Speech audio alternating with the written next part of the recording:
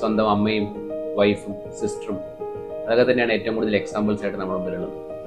What we have to appreciate is the multi tasking which they do. ഒരു ഫാമിലിയെ നോക്കുന്നതാണെങ്കിലും അല്ലെങ്കിൽ വർക്കിൽ പോയി കോൺസെൻട്രേറ്റ് ചെയ്യുന്നതാണെങ്കിലും ഈവൻ ഓൾ ദ തിങ്സ് നമ്മൾ അറിയാതെ തന്നെ they do 1000 of jobs. So I feel that being a woman is actually a pride and we should എന്നല്ല നമ്മൾ നമ്മുടെ മക്കളെയും how to respect a woman എന്നുള്ളത് എപ്പോഴും പഠിപ്പിക്കേണ്ട ഒരു കാര്യമാണ്. Wish you all a very happy Women's Day. സ്ത്രീകളാണ് സമൂഹത്തിൻ്റെ ഏറ്റവും വലിയ ശക്തി എന്ന് കരുതുന്ന ആളാണ്. എല്ലാ സ്ത്രീകൾക്കും ഹാപ്പി വുമൻസ് ഡേ. നമ്മളുടെ ജീവിതത്തെ അല്ലെങ്കിൽ സ്വഭാവത്തെ സ്വാധീനിക്കുകയോ പ്രചോദിപ്പിക്കുകയോ ചെയ്തിട്ടുള്ള വനിതകൾ ആരൊക്കെയെന്ന് ചോദിച്ചു കഴിഞ്ഞാൽ ആദ്യമായിട്ട് വരുന്നത് സ്വന്തം അമ്മ തന്നെയാണ്. പിന്നെ സഹോദരിമാർ, ഭാര്യ, മക്കൾ, അവരെ കൂടാതെ ആരാണ് നമ്മളെ പ്രചോദിപ്പിക്കുകയോ സ്വാധീനിക്കുകയോ ചെയ്തിട്ടുള്ളത് എന്നാണ് ഇപ്പോൾ എൻ്റെ അടുത്തുള്ള ഒരു ചോദ്യം വന്നത്. അങ്ങനെ പറയുകയാണെങ്കിൽ ഞാൻ രണ്ടുപേരെ പറ്റിയാണ് പറയാൻ ഉദ്ദേശിക്കുന്നത്. ഒന്ന്, CMC വെല്ലൂരിൽ ഞാൻ MD ചെയ്തുകൊണ്ടിരുന്ന സമയത്ത് അവിടെ വാർഡ് എന്ന് പറഞ്ഞിട്ടൊരു വാർഡുണ്ട്. അവിടെയാണ് നമ്മുടെ റേഡിയോതെറാപ്പി പേഷ്യൻസിനെ എല്ലാം കീമോതെറാപ്പി കൊടുക്കാനും മറ്റു കാര്യങ്ങൾക്കും വേണ്ടി അഡ്മിറ്റ് ചെയ്യുന്നത്. അവിടെ ഒരു ഹെഡ് നേഴ്സ് ഉണ്ടായിരുന്നു. അവരുടെ പേര് ഞാൻ പറയുന്നില്ല. അവർ ഒരു സുപ്രഭാതത്തിൽ അവരൊരു കുറേ ഒരു 10-15ഓളം സ്റ്റാഫുണ്ട്, ഡോക്ടേഴ്സ് ഉണ്ട്. എല്ലാവരെയും വളരെ ബ്യൂട്ടിഫുള്ളായിട്ട് മാനേജ് ചെയ്തുകൊണ്ടിരുന്ന, രോഗികൾക്ക് എല്ലാ സമാധാനം ആശ്വാസം കൊടുത്തുകൊണ്ടിരുന്ന ഒരു ഹെഡ് നേഴ്സായിരുന്നു. ഒരു സുപ്രഭാതത്തിൽ അവർ പറഞ്ഞു, സാറേ ഞാൻ ഇവിടെ നിന്ന് റിസൈൻ ചെയ്യാണ്. എന്തിന് റിസൈൻ ചെയ്തിട്ട് എവിടെ പോകുന്നു?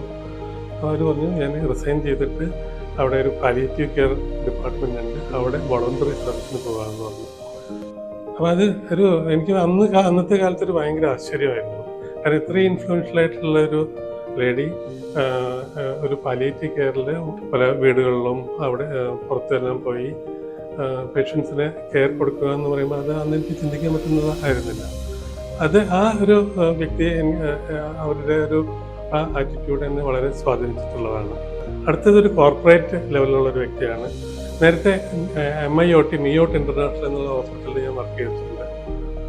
അവിടെ ആ ഹോസ്പിറ്റൽ തുടങ്ങിയത് ഡോക്ടർ മോഹൻദാസ് എന്ന് പറഞ്ഞ ഒരു ഓർത്തോപീഡിയഷ്യൻ, വളരെ എമിനൻ്റ് ആയിട്ടുള്ള ഡോക്ടറാണ്. അദ്ദേഹം റിട്ടയർ ചെയ്തതിന് ശേഷമാണ് ആ ഹോസ്പിറ്റൽ തുടങ്ങിയത്. ഇന്നത് 1000ഓളം ബെഡിന് മേലെയുള്ള ഒരു മൾട്ടി സ്പെഷ്യാലിറ്റി ഇന്റർനാഷണൽ ഹോസ്പിറ്റലാണ്. ആ ഹോസ്പിറ്റലിൻ്റെ ചെയർമാനായിട്ടുള്ളത് ഒരു മല്ലിക മോഹൻദാസ്, ഡോക്ടർ മോഹൻദാസിൻ്റെ വൈഫാണ്. ഒരു സാധാരണ കുടുംബസ്ത്രീ, ഒരു ഹൗസ് വൈഫിൽ നിന്ന് അവർ ചെയർമാൻ ഓഫ് ഒരു മൾട്ടി സ്പെഷ്യാലിറ്റി ഇന്റർനാഷണൽ ഹോസ്പിറ്റലിൻ്റെ അവരുടെ ആ ഒരു വളർച്ച അതും വളരെ സ്വാധീനിച്ചിട്ടുള്ളതാണ്. അതും ഓരോരോ കാര്യങ്ങളും കൃത്യമായിട്ട് പഠിച്ച് എങ്ങനെ ഇംപ്ലിമെന്റ് ചെയ്യണം, എന്തെല്ലാം ഇംപ്ലിമെന്റ് ചെയ്യാൻ പാടില്ല, എങ്ങനെ ആ ഒരു സ്ഥാപനത്തിനെ വളർത്തിക്കൊണ്ടുവരാം, എങ്ങനെ സ്വന്തം ഭർത്താവിൻ്റെ ആ ഒരു അംബീഷൻ നടത്താൻ വേണ്ടിയിട്ട് ഹെൽപ്പ് ചെയ്യാം, അതും സ്വന്തം താലിമാല വരെ വിറ്റിട്ടാണ് അവരത് ആ ഇതായത്. അച്ചീവ്മെന്റിന് അവർക്ക് രാഷ്ട്രപതിയിൽ നിന്നുള്ള ഒരു ബെസ്റ്റ് ഹോസ്പിറ്റൽ അവാർഡ് വരെ കിട്ടിയിട്ടുണ്ട്. അങ്ങനെ 2 വ്യക്തികളെയാണ് ഞാനിപ്പോൾ പേരെടുത്ത് പറയാൻ ഉദ്ദേശിക്കുന്നത്. എല്ലാവർക്കും എൻ്റെ ലോക വനിതാ ദിന ആശംസകൾ.